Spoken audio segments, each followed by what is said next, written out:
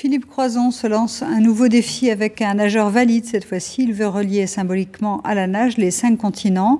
En compagnie d'Arnaud Chassery, il compte aller d'Océanie en Asie, puis en Europe, en Afrique et enfin en Amérique. Un tour du monde en 4 mois par les détroits et les espaces les plus courts entre chaque continent. Aurélie Massé. La traversée de la Manche a attisé sa soif d'exploit. Tout le monde crie Superman sur la falaise. Super Philippe!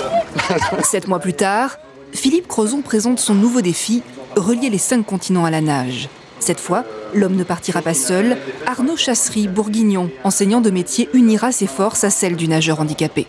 Un nageur valide, un nageur handicapé, tous les deux, reliant symboliquement les 5 continents à la nage, ça veut dire qu'on n'est pas si loin les uns des autres, qu'on se ressemble tous, que si 2 gars comme nous, on est capable de créer un pont à la nage entre les continents, ça veut dire qu'on se ressemble tous, il n'y a pas de différence de couleur de peau, de religion, de politique ou de handicap.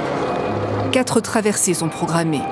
De la Papouasie à l'Indonésie tout d'abord, 10 heures de nage environ. De l'Égypte vers la Jordanie ensuite, dans une eau infestée de requins. Et le périple va encore se corser.